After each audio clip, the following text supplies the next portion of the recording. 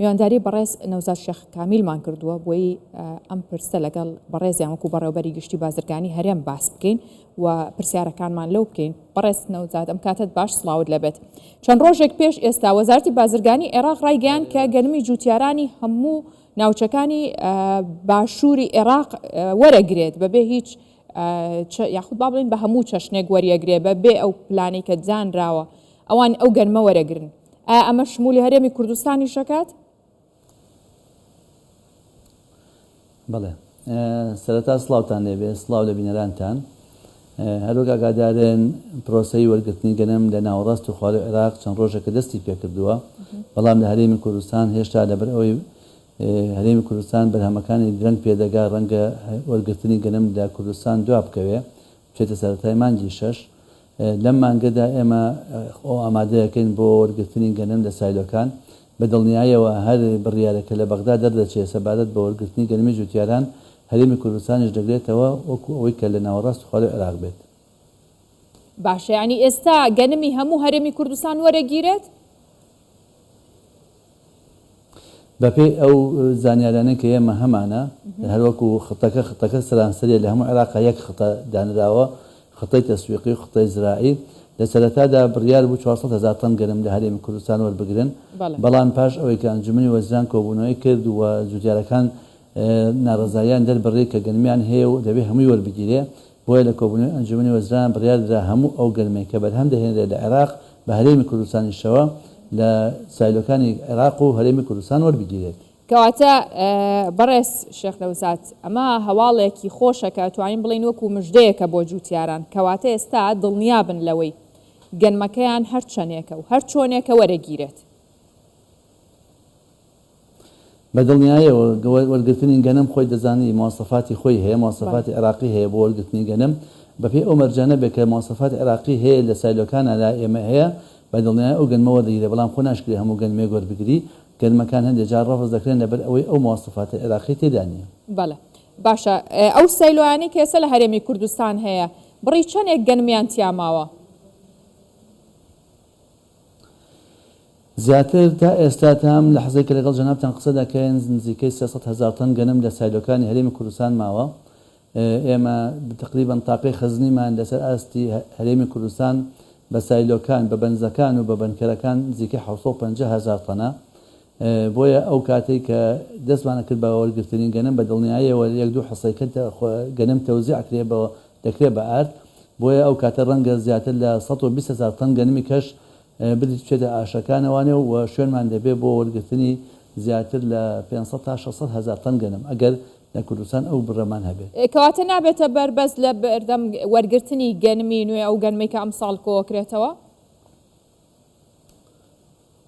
نەخێر، ئێمە هەرچی هەوڵەکانی خۆمان چڕ کردوێتەوە پێش ئەم چەند هەفتەیە کۆبوونەوەیەکمان کرد لەگەڵ سایلۆکان ئامادەسازی دەکەین بۆی هەرچی شوێنێکمان هەیە لە پەناکرد لە ساحەکان لە بەنزەکان هەر هەمووی ئامادە بکەین بۆ وەرگرتنی گەنم بە شێوەزێک کە جوتیار زەرەر نەکات و ئەو گەنمەکەی نەمێنێتەوە وەرنەگیرێت.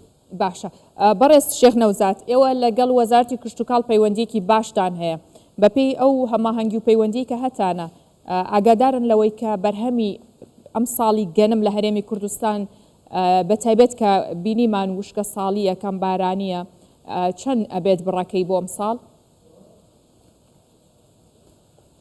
وەڵاهی ئەو پرسیارە ڕەنگە ئەگەر لە وەزارەتی کشت و کاڵکەی ئەوان جوابەکە باشە بدێنە، بەس بەپێی مەزەندەی ئێمە هەمان ئەو بڕێی کە ئەو دۆنمەی کە ساڵی ڕابردوو چێنراوە ئەم ساڵی چێنراوەتەوە، چونکە خۆتان دەزانن ئەو پارەی کە دەدرێت بە گەنمی جوتیاران کە 800,000 و 850,000 دینارە لە ئەسواقی عالەمیە ئەو پارەیە ناکات، بۆیە جوتیاران ینی یەکێکە لە مشەجعەکان بۆەوەی کە جوتیار گەنم بکا بۆ ئەوەی پارەیەکی بەو شێوەی دەستکەوێت کە لەلایەن سایلۆکانی هەرێمی کوردستان و عێراقەوە دەدرێت، بۆیە ئەو بڕز زیاتر کردەوە. بەڵام ئەگەر ئێمە حساب بسەر کەم بارانیکەین ئەم ساڵ ڕاستە کەم بارانی هەیە، بەڵام بەکارهێنانی مەڕەشە و سوودوەرگرتن لە بیرەکان بە دڵنیاییەوە زیادی کردووە و جوتیارەکان زیاتر سوودیان لە مەڕەشات وەرگرتووە، بۆیە ئەو گەنمەی کە بە مەڕەشاتیش بەرهەم دەهێنرێ تاقەی وەرگرتن و زیادبوونی زۆرترە، ڕەنگە جیاوازێکی وای نەبێت لەگەڵ ئەو بڕێک کە ئێمە ئەمانەوێت وەریگرین. باشە، بەڕێز شێخ نەوزاد جیاوازی ئەو نرخە چۆن ڕوونەکەنەوە بۆ جوتیاران لە کاتێکە بۆ هەندێک جۆری گەنم 800,000 بۆ هەندێکیان 850,000 ئێوە پێیان بڵێن کە جیاوازیەکە لە بەرچی دانراوە و لەسەر چ پێوەرێک ئەم جیاوازی ئەم نرخەتان دیاری کردووە؟ جیاوازەکە زۆر ئاسانە. یەک ئەو گەنمەی کە ئەتیمادی لەسەر بارانە بە 800,000 وەرەگیرێ، ئەو گەنمەی کە ئەتیمادی لەسەر مەڕەشات و ئاودانی دەستکردە ئەوە بە 850,000 وەرەگیرێ.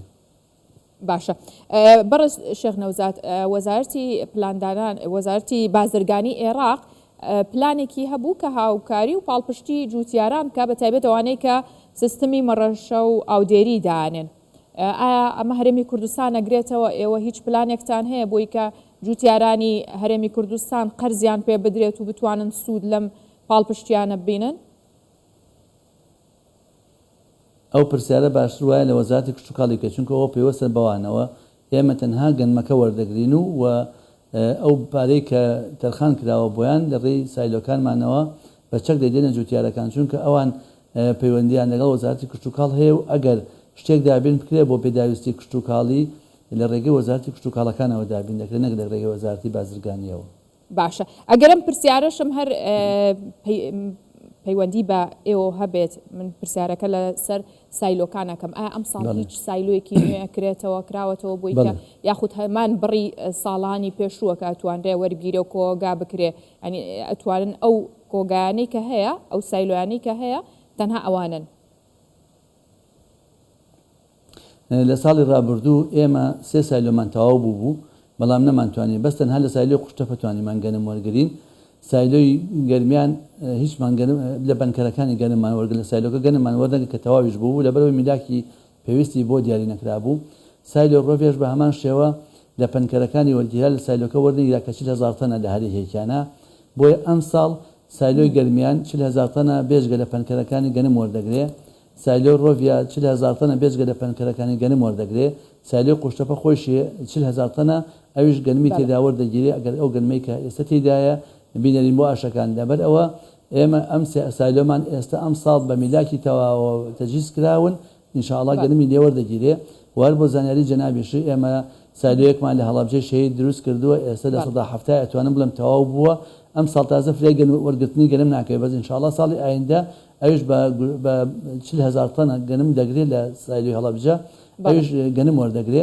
و ئێستا لە تەندەرمان لێداوە لە سایلۆی لە زاخۆش سایلۆیەکی 40,000 تەنی دروستکەین، ئینشاءڵڵا ئەویش لەم ساڵدا دەست بە دروستکردنی دەکەین و لە ساڵەکانی ئایندە ئەویش دەتوانرێت گەنمی تێدا وەربگیرێ و پلانیشمان هەیە کە چەند سایلۆیەکی تریش لە شارەکانی تری هەرێمی کوردستان دروست بکەین.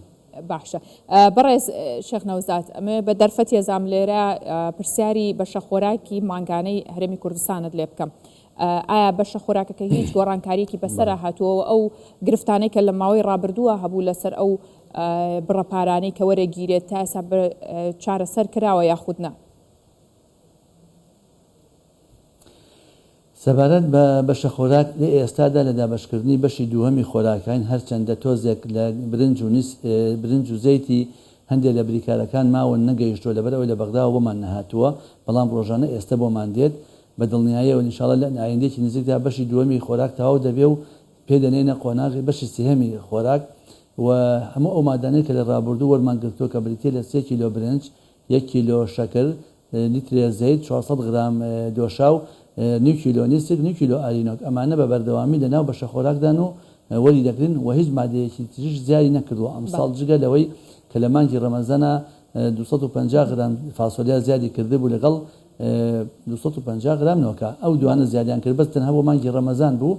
ئەم مانگە کە هاتووە بە هەمان ئەو مانگانەی ڕابردوو هەر ئەو بەشە هاتووە و بەردەوامی لە دابەشکردنی و بەشی چوارەمی ئاردیش لەم ڕۆوە دەستمان پێ کردووە، ئینشاءڵڵا لە نزیکترین کاتە دەگاتە لای هەموو بریکارەکانی ئارد و دابەش دەکرێت بەسەر هاوڵاتیاندا.